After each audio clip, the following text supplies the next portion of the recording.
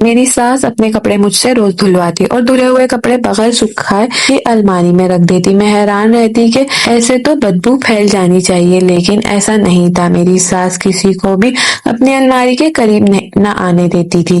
ایک روز راز جاننے کے لیے جیسے ہی ساس کی الماری میں کپڑے رکھنے گئی تو آنکھیں پھٹی کی پھٹی رہ گئیں، کیونکہ وہاں تو میرا نام رمشا ہے۔ میری شادی کو سال ہونے والا تھا۔ میری ساس شروع دن سے ہی میرے ساتھ بہت اچھی تھی، لیکن ان کی تعجب بھری حرکت مجھے بہت کھٹکتی تھی۔ میری ساس کا نام نرمین، جن کا تعلق کھاتے پیتے گھرانے سے ہے۔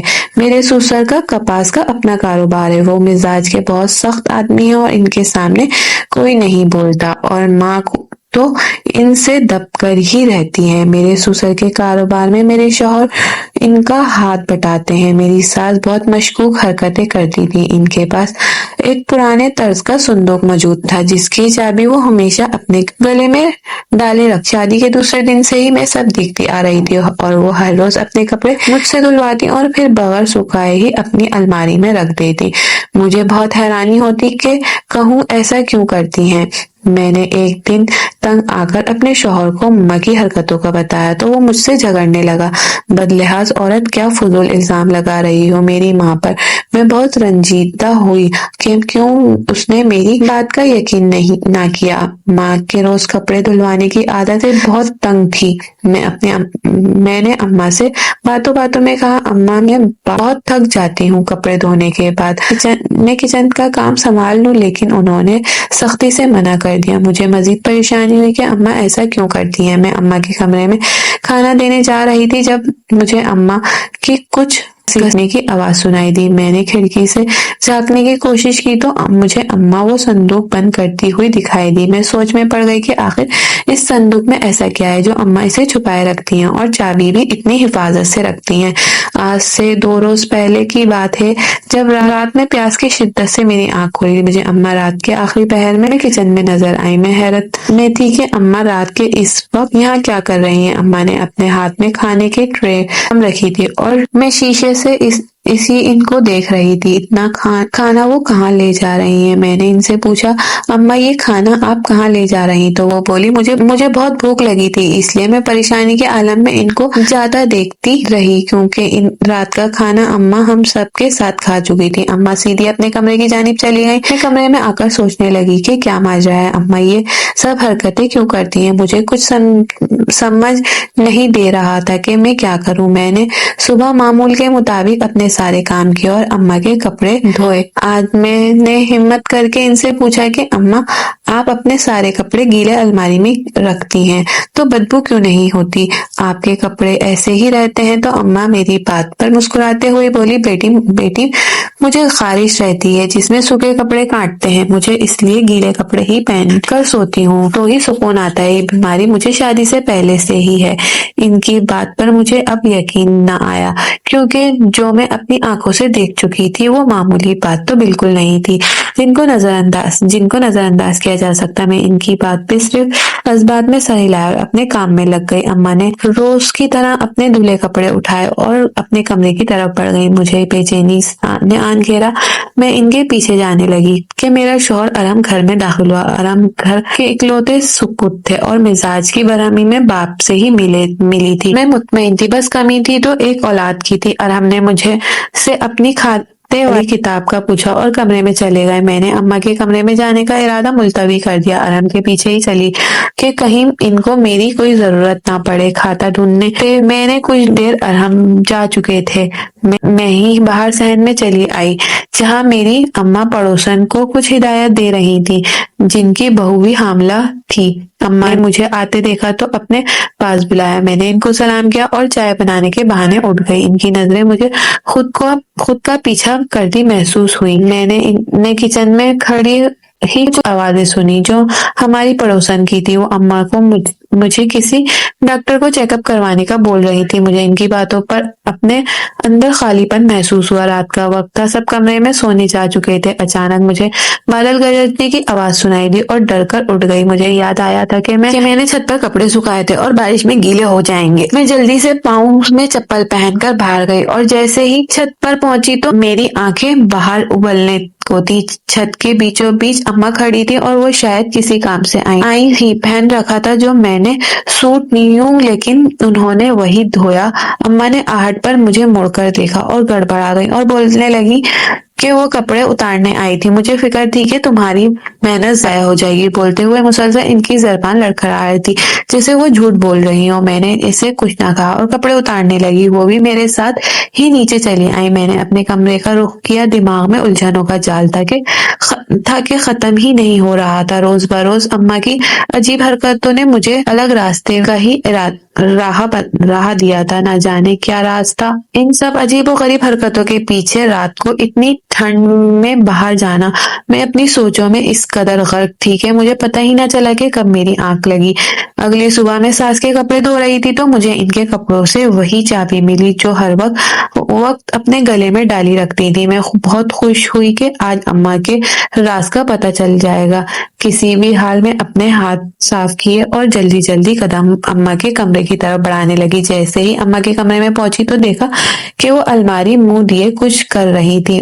مجھے حیرت ہوئی کہ اماں نے قدموں کی آواز سے جھٹ الماری بند کر دی اور میری طرف رخ کیا۔ میں نے دیکھا کہ ان کا چہرہ بالکل زرد پڑ چکا تھا، جیسے اپنی چوری پکڑی گئی ہو۔ اماں مجھ سے پوچھنے لگی کیا کرنے آئی ہو؟ میں نے بھی ان کو کچھ کہہ دینا مناسب نہ اور کہا کہ اماں آپ کی چابی مجھے کپڑے دھوتے ہوئے ملی۔ اماں کی آنکھیں چابی دیکھتے ہی چمک اٹھی۔ اماں نے فوری میری ہاتھ سے چابی کھینچی اور بولی شکریہ، میں صبح سے ہی چابی ڈھونڈنے لگی تھی، سمجھ نہیں آ رہا تھا کہ کہاں رکھ کر بھول گئی ہوں۔ اماں کی بات پر میں نے بھی کھلکھلائی ہنسی چہرے پر سجائی اور ان کے کمرے سے باہر آ گئی۔ میرا تجسس دن بہ دن بڑھتا جا رہا تھا۔ اماں کا صرف ایک چابی کے لیے اس قدر بے چین ہو جانا عام بات نہیں تھی۔ میں بہت پریشان ہوئی کہ اب سچ تک پہنچوں گی، کیونکہ اماں تو کمرے سے نکلنے والی نہیں، کچھ تو کرنا ہی تھا۔ میں ارحم سے بات کرنے کے لیے اٹھی تو رات کو جب سب گھر آئے تو ان سے کہا کہ ارحم کیوں نہ اس بار ہم اماں ابا کو کہیں گھومنے بھیجا جائے، آخر وہ بھی انسان ہے، تھوڑا ذہن بٹ جاتا ہے۔ اماں اور ابا دونوں ہی مصروف رہتے ہیں، کہیں جانے کا پلان بنائے نا۔ میری بات سن کر ارحم سوچ میں پڑ گیا اور بولے وہ تو سب ٹھیک ہے، لیکن تمہیں پتہ ہے نا اماں کے مزاج کا، ان کو کسی چیز سے سروکار نہیں۔ میں بات کر کے دیکھوں گا۔ ارحم نے ابا جی سے بات کی تو انہوں نے قطعاً انکار کر دیا۔ مجھے اپنا منصوبہ خاک ہوتا محسوس ہوا۔ میری دعائیں رائے گاہ نہیں گئیں۔ کچھ دنوں بعد ہی کسی عزیز رشتے دار کے یہاں اماں کو شادی میں جانا پڑ گیا اور ابا اور ارحم کو صبح سویرے ہی جا چکے تھے۔ میں گھر میں بالکل اکیلی تھی۔ اس سے اچھا موقع اور کیا ہو سکتا تھا میرے پاس؟ میں نے جلدی سے باہر سے دروازے کو کنڈی لگائی اور اماں کے کمرے میں گئی۔ اماں کا کمرہ گھر کے تمام کمروں سے بڑا تھا۔ میں چاروں طرف نظریں گھماتی سوچنے لگی کہ کیسے سچ تک پہنچا جائے۔ ایک چیز کو میں نے اچھے سے دیکھا، شاید اماں کسی چیز میں چابی رکھ کر گئی ہوں۔ 2 گھنٹوں کی محنت کے بعد وہ مجھے کچھ حاصل نہ ہوا، ایسی کوئی چیز ہاتھ نہ لگی جو اماں کے راز تک پہنچائے۔ میں مایوس ہوئی باہر جانے لگی کہ میری نظر الماری پر پڑی۔ میں نے سوچا کیوں نہ چھری یا کسی اوزار سے کھولا جائے۔ اپنی سوچ پر عمل کرنے کے لیے میں کچن کی طرف بھاگی اور وہاں سے چھری لا کر الماری کھولنے کی کوشش کرنے لگی، پر ہائے قسمت، کچھ نہ ہو سکا۔ مجھے بڑا اچھا بنا ہوا اتنا دیر تک کرنے کے بعد بھی لاک نہ کھل سکا۔ اب میں نے اس راز تک کیسے پہنچوں گی جس میں میری دن رات کی نیندیں حرام کر رکھی ہیں؟ ایسا کیا کروں گی کہ اماں وہ راز سامنے لے آئے؟ تو یہ خیر ناممکن میں سے تھا۔ میں اماں کے کمرے میں مایوس ہو نکلی۔ اپنے کمرے میں آ کر بیٹھی، ذہن بری طرح معدوف تھا۔ ساری کڑیاں کسی بڑی بات کی طرف اشارہ کر رہی تھی۔ آخر کیوں گلے میں چابی ڈال کر گھوم رہی ہیں؟ ایسا بھی کیا ہے جو بہت قیمتی اور اماں وہ سب کی نظروں سے چھپانا چاہتی ہیں؟ تو میں سوچ کر تھک چکی تھی۔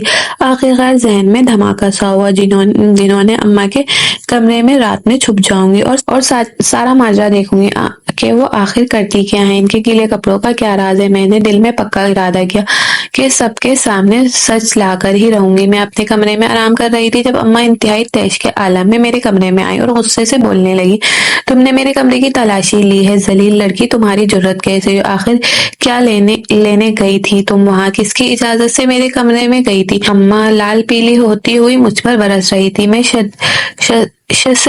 شدت سے ان کا غصہ سرخ چہرہ دیکھ رہی تھی۔ ان کو کیسے پتا چلا کہ میں ان کے کمرے میں گئی تھی؟ وہ شاید میری سوچ پڑ چکی تھی، تبھی چھری میرے آگے لہرائی کہ ان کالے کرتوت کے وہیں چھوڑ کر آئی تھی تم۔ آنے دو، آج تمہارا شوہر کو بتاتی ہوں کیسے اس کی بیوی نے میرا جینا حرام کر رکھا ہے۔ اماں کی یہ بات سن کر میں بہت پریشان ہوئی، کیونکہ اگر آرام کو پتا چل جاتا تو نہ جانے کیا ہوتا۔ میں نے اماں کے آگے ہاتھ جوڑے، اماں مجھے معاف کر دیں، آگے سے ایسا کچھ نہیں ہوگا۔ اماں منہ بسوڑتی ہوئی باہر چلی گئی۔ میں روتے ہوئے اللہ سے دعا مانگنے لگی تھی، اماں آرام کو کچھ نہ بتائیں۔ شکر تھا کہ اماں نے ان کو کچھ نہ بتایا، لیکن اس دن کے بعد اماں کی نظریں ہر وقت مجھے کھوجنے لگی رہتی تھی۔ میں سب چھوڑ کر ان کا خیال کرتی۔ ان دنوں کاروبار کی وجہ سے ابا اور میرے شوہر میں 15 دن کے لیے باہر جانا پڑا۔ اب گھر میں صرف میں اور میری ساس اکیلے تھے۔ میری ساس مجھے دن رات کام میں مصروف رکھتی۔ ان دنوں میں بالکل بھول چکی تھی کہ مجھے کسی بات کا پتہ لگانا ہے۔ اماں مجھے رات گئے کام پر لگا دیتی، نہ جانے انہیں کیا ہو گیا تھا۔ میں بہت پریشان رہتی، آخر اماں ایسا کیوں کر رہی ہیں میرے ساتھ؟ میں اماں ایک ہی کمرے میں سوتے رہتے تھے، لیکن ابھی تک اماں نے میرے سامنے کوئی حرکت نہ کی تھی۔ جیسے ہی میرا شک ان پر جائے، میں ابا کے جانے کے 5ویں دن کی بات ہے جب اماں کو میں نے کچن سے کافی ساری چیزیں لے جاتے دیکھا تو سارا سامان ایک تھیلے میں بھر رہی تھی۔ مجھے تعجب ہوا کہ اماں یہ سامان کہاں لے کر جائیں گی اور کس کو دیں گی۔ ابھی میری حیرت دور نہ ہوئی تھی کہ اماں مجھے واپس آتی دکھائی دی اور میں جلدی سے ان کے آنے سے پہلے سونے کے لیے لیٹ گئی۔ اماں نے کمرے میں آ کر وہ تھیلا بیڈ کے نیچے رکھا اور اپنے بستر پر جا کر لیٹ گئی۔ مجھے بہت حیرانی ہوئی کہ یہ کیا ہو رہا ہے۔ اماں کا بیڈ کا تھیلا رکھنے کا کیا مقصد تھا؟ میری تو سانسیں ہی رکنے لگی تھی اماں کی الٹی سیدھی حرکتوں سے۔ اب مجھے بے حد خوف محسوس ہو رہا تھا۔ جو وہ کرتی تھی عام بات تو نہیں تھی جن کو نظر انداز کیا جا سکے۔ میں نے دل میں آیت الکرسی کا ورد کیا اور آگے کی کارروائی کا انتظار کرنے لگی کہ اب اماں کیا کریں گی، لیکن وہ اپنے پلنگ سے اور گھوڑے گدھے بیچ کر سو چکی تھی۔ میری نیندیں آنکھوں سے کوسوں دور تھی۔ اماں نے مجھے مجبور کر دیا تھا کہ اپنی حرکتوں سے اب ان کی حقیقت تک پہنچوں۔ میں نے وہ ساری رات آنکھوں میں کاٹی اور سوچتی رہی کہ اب اس سب سے نکلنے کا کیا حال ہے۔ آج اماں کی کچھ سہیلیاں گھر آ رہی تھیں۔ اماں نے مجھ سے سارا کھانا بنانے کو بولا۔ میں کھانا تیار کر کے اماں کو بتایا۔ تب تک ان کی سہیلیاں بھی آ چکی تھی۔ وہ سبھی اچھے کھاتے پیتے گھروں سے تھی۔ اماں نے ان سے میرا تعارف کروایا۔ سب بہت اچھی تھی سوائے ایک کے جو مسلسل طنز کے تیر اماں پر برسا رہی تھی۔ وہ شاید اماں کو کافی عزیز تھی۔ جب یہ چپ چاپ وہ برداشت کر رہی تھی، کھانے کا دور چلا تو اماں نے مجھے اپنے کمرے میں پاندان لانے کو کہا۔ کھانے کے بعد سب پان کھائیں گے تو اماں کے کمرے میں آئی اور پاندان باہر لے جانے لگی۔ تب میرا پاؤں مڑا اور پاندان نیچے گرا۔ ابھی درد سہ نہ سنبھلی تھی کہ سامنے پڑی چیز کو دیکھ کر میری نظر اس پر جم کر رہ گئی تھی۔ وہ وہی چابی تھی جو اماں کے راز تک پہنچا سکتی تھی۔ میں نے جھپٹنے کے انداز میں وہ چابی لی اور اسے اپنے پلو کے نیچے چھپا لیا اور پھر سارا پاندان سمیٹ کر باہر چلی آئی جہاں اماں میرا انتظار کر رہی تھی۔ میں نے پاندان اماں کے سپرد کیا اور خود سر درد کا بہانہ بنا کر کمرے میں آ گئی۔ مجھے بے حد خوشی تھی کہ آج رات اماں کے سونے کے بعد میں اس راز تک پہنچ جاؤں گی جو اماں ہم سب سے اتنے سالوں سے چھپا رہی ہیں۔ آخر کون ایسی وجہ ان کو یہ کرنے پر بے بس کرنے خیالوں میں گم تھی کہ جب اماں کی آواز سنائی دی، وہ شاید چائے کا بول رہی تھی۔ میں نے گہری سانس بھری اور کچن میں آ گئی۔ میں نے چائے کا پانی چولہے پر رکھا تو پتی ڈالنے لگی، پر اچانک ہی پتی کی خوشبو سے مجھے چکر آنے لگے۔ اماں جو کچن میں سے کچھ لینے آ رہی تھی، مجھے سر تھاما دیکھ کر فوری میری طرف بڑھنے سے بچایا۔ اماں نے جلدی سے مجھے لٹایا اور ڈاکٹر کو بلوایا۔ جو خبر ڈاکٹر نے سنائی اسے سن کر طبیعت پر پرچھائی ساری دور ہو گئی، لیکن دل میں جیسے خوشیوں کی نئی امنگیں پھوٹ پڑی تھی۔ میں نے اپنے رب عطا کیا جس نے میری زندگی کا سب سے بڑا دکھ سکھ میں بدل دیا تھا۔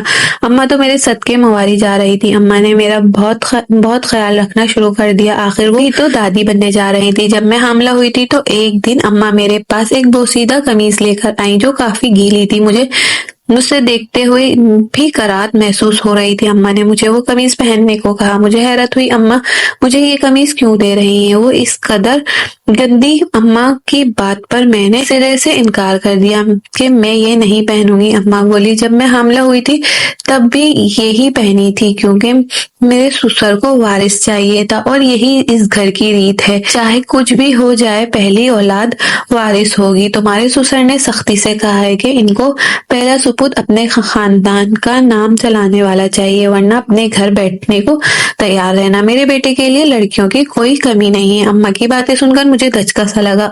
بالآخر اتنی کڑوی باتیں کیسے کر سکتے ہیں؟ وارث کا اس قدر غرور ہونے لگی تو اماں نے مجھے چپ کروا دیا اور قمیض پہننے کی تاکید کری، وہاں سے چلی گئی۔ میں عجیب نظروں سے پاس پڑی پھٹی پرانی قمیض کو دیکھنے لگی جو کافی بری حالت میں تھی۔ میں نے سوچ لیا تھا کہ کسی قیمت پر بھی یہ قمیض نہیں پہنوں گی۔ میں اماں کے کمرے کے بجائے آج اپنے کمرے میں تھی۔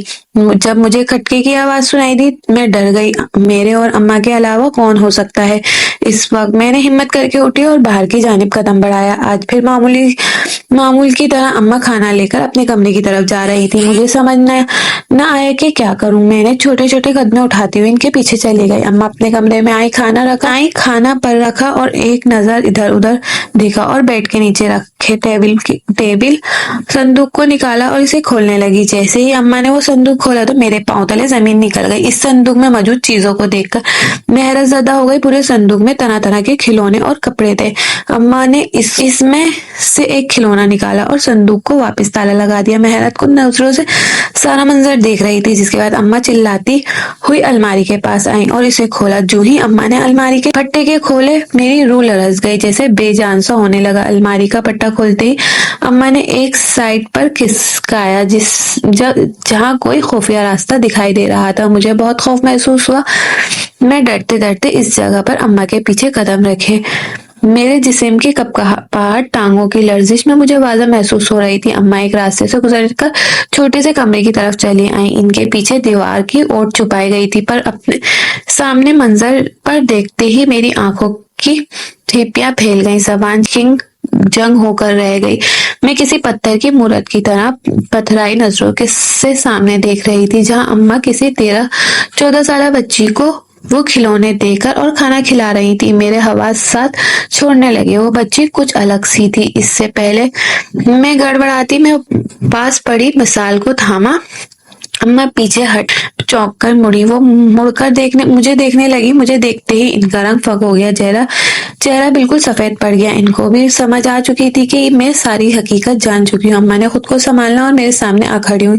مجھے اماں پر بے حد غصہ تھا کہ یہ سب وہ کیا کھیل رچا رہی ہیں۔ میں چھوڑتے ہی ان سے سوال کیا، تو کون ہے یہ بچی اور اس طرح سے آپ اسے کیوں چھپا رکھا ہے آپ نے اتنے سال سے؟ اگر آپ نے مجھے سچائی سے آگاہ نہ کیا تو میں ابھی ابا کو فون کر کے بلا لوں گی۔ میری بات سن کر وہ رونے لگی اور میری دھمکی کارگر ثابت ہوئی اور اماں ساری کہانی بتانے لگی۔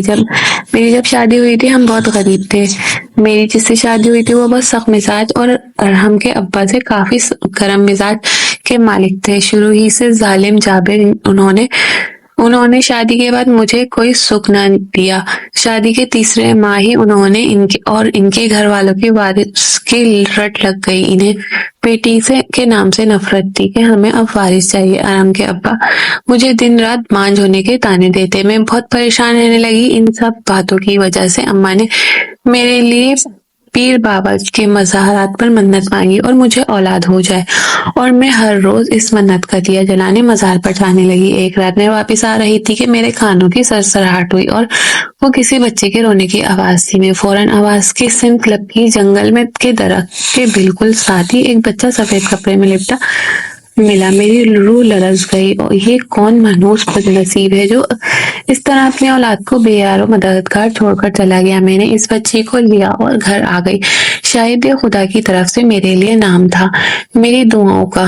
میں نے میں نے سب سے چھپا کر رکھا، میری جس بھی چیز کو یہ چھوتی ہے اس میں برکت ہو جاتی ہے، میری آزمائی ہوئی بات ہے، جب جب میرے گیلے کپڑوں کو چھوتی ہے تو میرے گھر میں رزق میں برکت ہوتی ہے۔ اس کا ذہنی توازن خراب تھا، میں اسے چھپا کر رکھتی تھی۔ اگر میں کبھی ارحم کے ابا کے سامنے بیٹی کا ذکر بھی کرتی تو وہ برہم ہوتے اور بولتے کہ بیٹیاں صرف ناک ہی کٹواتی ہیں، مجھے نہیں چاہیے ایسی منحوس، اگر مجھے بیٹی ہوئی تو اس سے میں خود اپنے ہاتھوں سے دفنا دوں گا، مجھے صرف میرا وارث چاہیے جو میری طرح ایک مرد اور جو مضبوط اور طاقتور بھی ہو۔ اور مجھے ان کی سوچ پر افسوس ہوتا، لیکن میں بے بس کر ہی کیا سکتی تھی۔ جیسے جیسے یہ بڑی ہوئی میرے دن بدلنے لگے، کاروبار میں برکت ہونے لگی۔ میں نے کہیں سنا تھا کہ جو بچے ایسے ہوتے ہیں ان کی دعائیں قبول ہوتی ہیں۔ میں نے اپنی اولاد کے لیے دعا کی تو اللہ پاک نے مجھے ارحم عطا کیا، میں بہت خوش تھی، پر دل میں بہت عجیب سا ڈر تھا کہ بچی سامنے